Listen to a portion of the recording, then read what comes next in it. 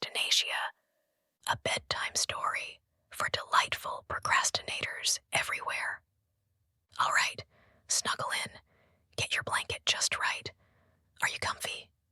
Good, because I'm going to tell you a story. Not just any story, a tale of snacks, naps, chaos, and the gentle art of doing things not quite yet. And this is the story of a kingdom called Procrastinatia. And yes, it's exactly what you think it is. In Procrastinatia, the national pastime was intentional resting. The clocks were always 5 minutes late, on purpose, and the national bird was a sloth with a part-time job. The country anthem was called Eventually, Oh, Eventually, and school children were taught from an early age how to say, I was just about to do that. Now, at the heart of this kingdom was King Letirius V, a soft-spoken, kind-hearted, marshmallow crown-wearing ruler who once delayed a royal parade by 3 weeks because he couldn't find his comfortable socks. His royal motto, one more nap, then we'll see. King Letirius had many loyal subjects, but his closest companion was none other than Sir Squeaksalot, a talking guinea pig with a tiny monocle, a big heart, and a suspicious love for spreadsheets. Now one fateful morning, or possibly early afternoon, no one checked. Sir Squeaksalot burst into the king's cozy breakfast chamber, where King Letirius was halfway through his second cinnamon roll. Your Majesty, he squeaked, hopping onto the syrup-sticky table. Urgent news, gravely urgent. The Kingdom of Procrastinatia is heading this way. King Letirius blinked. Are they bringing snacks? No, sire, said Squeaksalot, tugging at his miniature cape. They're bringing efficiency. That word made the king drop his cinnamon roll. Efficiency, he whispered, pale. Not bullet points, or, heaven forbid, PowerPoint slides. They've already color-coded their invasion, said Squeaksalot gravely. They plan to conquer us at precisely 4:17 p.m. this Friday. The king gasped. That's nap time. Exactly. Panicked, but still seated, the king summoned his royal council.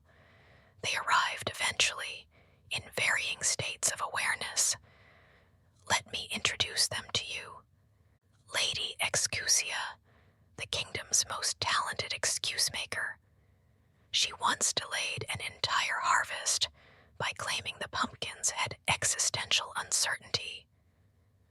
General May, who technically commanded the army, but mostly just wandered around in fuzzy slippers and asked rhetorical questions. Sir Cogington, the royal lounger, whose skills included snacking, sitting, and sighing heavily during meetings. They all sat in the royal discussion circle, which was really just beanbags in a loose circle, sipping lukewarm tea and staring into the middle distance. After several minutes of meaningful silence and 3 off-topic stories about dreams no one asked about, Sir Squeaksalot stood on a cracker box and cleared his throat. Look, he said, we don't have much time.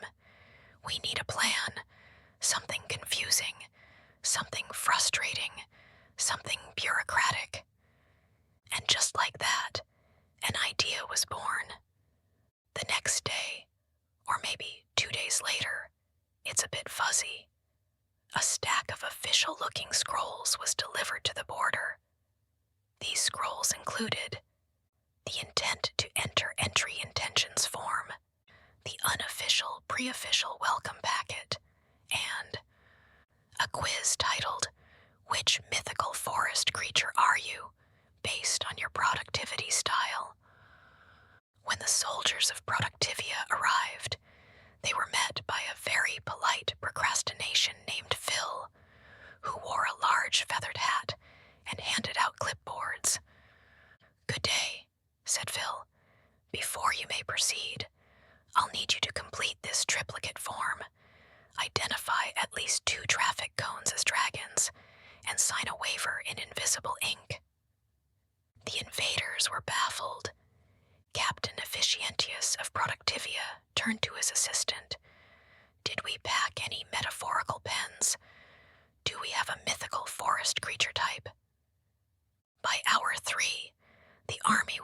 arguing over whether someone could be both a time wizard squirrel and a deadline unicorn. One soldier started crying into a bar chart. Eventually, they gave up, packed their clipboards, and marched home quietly, muttering about procrastination chaos magic. Back in the castle, King Letirius finished his nap, looked around, and said, "Did we win?" Sir Squeaks-a-Lot nodded, in a way that no one entirely understands. Yes, we did. From that day on, Procrastinatia became a place of legend. People said things like, "I'll get to it soon, unless I'm on procrastination time," and "You've got the spirit of Letirius in you," and occasionally, "What was I doing again?"